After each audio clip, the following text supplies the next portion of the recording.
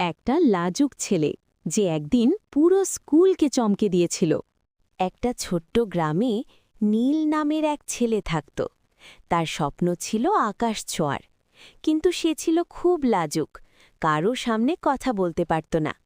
একদিন স্কুলে ঘোষণা হলো যে নিজের স্বপ্ন নিয়ে গল্প বলবে তাকে পুরস্কার দেওয়া হবে। নীল খুব ভয় পেল, সে ভাবল আমি পারব না।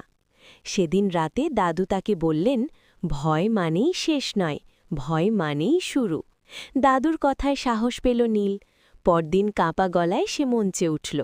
প্রথমে সবাই চুপ করে রইল, তারপর ধীরে ধীরে হাততালি শুরু হল।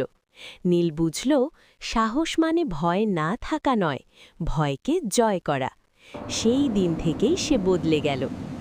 শিক্ষা: নিজের উপর বিশ্বাস রাখলে ছোট মানুষও বড় স্বপ্ন পূরণ করতে পারে। এরকম ভিডিও দেখার জন্য আমাদের চ্যানেলটা দয়া করে সাবস্ক্রাইব করে রাখুন।